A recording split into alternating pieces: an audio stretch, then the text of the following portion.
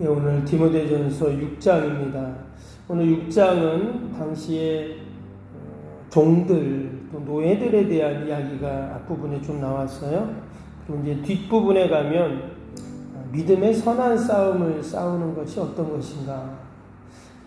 쉽게 말하면 우리가 성도로서 이 땅에서 어떻게 살아야 되는가에 대한 이야기들을 쭉 하고 있습니다. 지금 바울이 자신의 영적인 아들이었던 또는 제자였던 디모데에게 쓰는 목회적인 조언 또는 목회적인 도움을 주기 위해서 이 디모데 전후서를 썼다 그랬죠. 교회를 섬기다 보면 다양한 사람들이 있고 또 많은 이런 일들이 있습니다. 그런 것들을 하나하나 어떻게 다 문제를 해결해 나가고 풀어갈 수 있을까? 너무나 실질적이고 또 너무나 좋은 그런 조언들을 지금 바울이 계속 해주고 있습니다. 근데 결국 이 이야기들은 뭡니까? 하나님의 말씀이잖아요. 그래서 하나님께서 어떻게 교회를 섬겨야 되는가, 또 주님의 몸된 교회는 어떤 교회가 되어야 하는가를 사실 이야기하는 것입니다. 그래서 이 디모데 전후서에 나오는 이 바울의 편지이지만 우리가 이 말씀을 읽고 이대로 우리가 신앙생활하면 그것이 바로 하나님이 기뻐하시는 믿음 생활이 되는 것이죠. 먼저 우리 앞에 부분 좀 잠깐 볼까요? 1절 한번 다시 한번 보시면 1절, 2절 볼까요? 물은 멍에 아래 있는 종들은 자기 상전들을 범사에 마땅히 공경할 자로 알지니 이는 하나님의 이름과 교훈으로 비방을 받지 않게 하려 함이라. 믿는 상전이 있는 자들은 그 상전을 형제라고 가볍게 여기지 말고 더 잘 섬기게 하라. 이는 유익을 받은 자들이 믿는 자요 사랑을 받는 자임이라. 너는 이것들을 가르치고 권하라.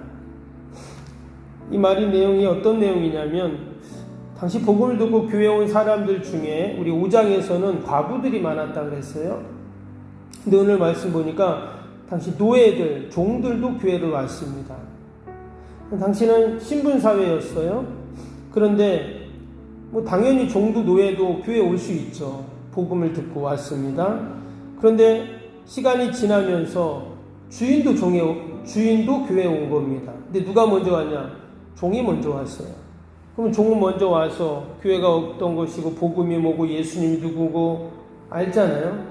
근데 한참 지나고 나서 주인이 새신자로 온 겁니다. 그럼 누구한테 배워야 돼요? 종한테 배워야 되겠죠. 그런 이야기를 좀 하는 거예요. 절대 종들은 같은 형제라고 가볍게 주인을 여기지 말라. 그러면서 하나님의 이름과 교훈으로 비방받으면 안 된다 하는 그런 얘기를 하고 있는 것입니다. 사실 이 이야기가 당시 이 고대 사회에서는 정말 신분사회를 흔드는 그런 일인 것이죠. 그럼에도 불구하고 교회가 혼란스럽지 않도록 잘 가르치고 또한 지도해야 된다. 그런 이야기를 지금 하고 있는 것입니다. 여러분, 당시 초대교회 그 헬라 문명 속에서 그리고 또 거짓 교사들, 유대 율법주의자들, 또 로마 제국, 여러분 이런 모든 상황 속에서 어떻게 교회가 살아남을 수 있었을까요? 결국 이런 모든 사랑과 믿음 안에서 이 모든 것들이 이루어졌기 때문에 그렇다 하는 겁니다. 지금의 교회도 마찬가지입니다. 지금의 교회도 여러분 그때와 별반 다를 게 없어요. 세상의 거대한 그 논리와 가치 속에서 여러분 교회가 어떻게 살아남을 수 있을까요? 여러분 얼마나 세상은 경쟁사회입니까? 예전에 저희 형님하고 그런 얘기를 했는데 형님이 자동차 부품 만드는 그런 회사거든요.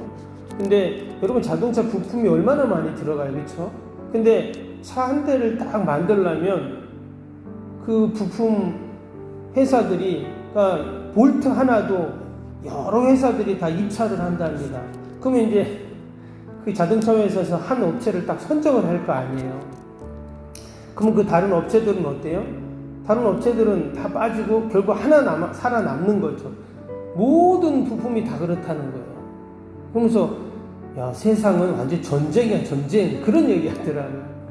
정말 그렇죠. 거기서 살아남으면 회사가 사는 거고, 거기에 선택이 안 되면 회사는 죽는 거죠. 여러분, 이러한 세상 속에, 논리 속에 교회는 과연 어떻게 살아남을 수 있을까? 똑같이 그들과 경쟁해야 하고 그 가치를 가지고 해야 되는가? 그렇지 않잖아요. 교회는 끝까지 사랑으로, 인내로, 또 섬기고 희생하고, 교회에서는 계속 그렇게만 하라고 하거든요. 그렇게 해서 세상에서 어떻게 이길 수 있습니까? 근데 희한한 것은 뭐냐? 그런 선한 싸움을 싸우라는 거예요. 오늘 말씀도 보세요. 오늘도 그런 선한 싸움을 싸우라 그래요. 11절 보세요. 오직 너 하나님의 사람아, 이것들을 피하고 의와 경건과 믿음과 사랑과 인내와 온유를 따르며 믿음의 선한 싸움을 싸우라. 영생을 취하라. 이를 위하여 내가 부르심을 받았고 많은 증인 앞에서 선한 증언을 하였도다. 교회는 끝까지 선한 싸움을 싸우라는 거예요. 똑같이 그렇게 하지 말고, 세상처럼 싸우지 말고 선한 싸움을 싸우라.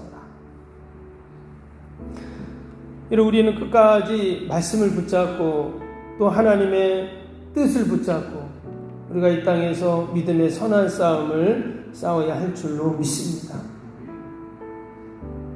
오늘 바울이 디모데를 뭐라고 불렀습니까? 11절에 보니까 오직 너 하나님의 사람아. 참 저는 이 명칭을 보면서, 호칭을 보면서 어떻게 이렇게 부를 수 있을까? 너 하나님의 사람아.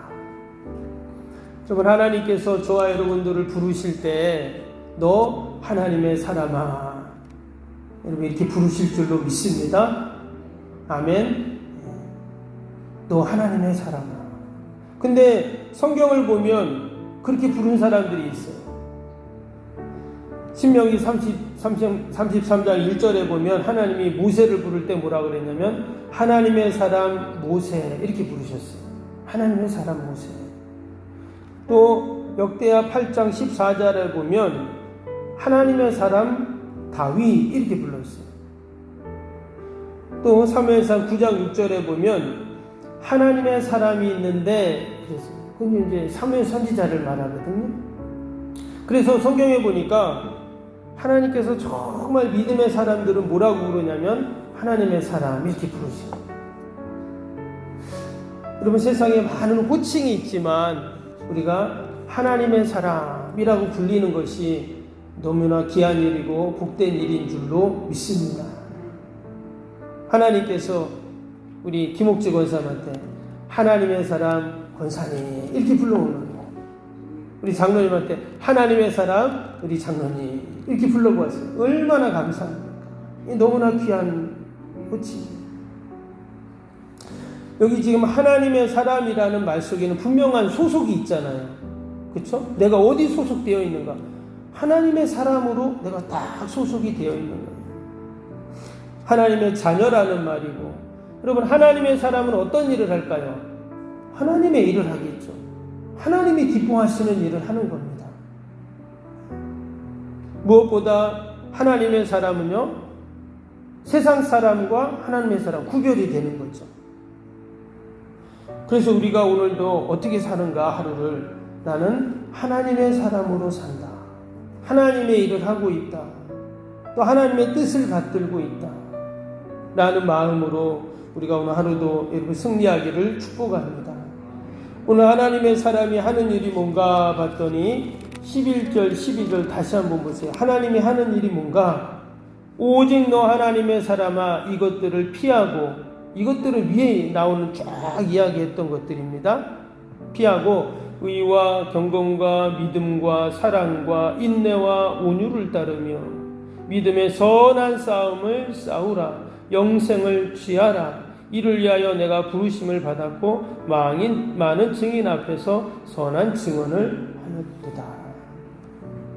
위에 보니까 10절에는 이런 말이 있죠. 돈을 사랑함이 일만왕의 뿌리가 되나니 이것을 탐내는 자들은 미혹을 받아 믿음에서 떠나 많은 근심에 쏘노를 찔렀도다.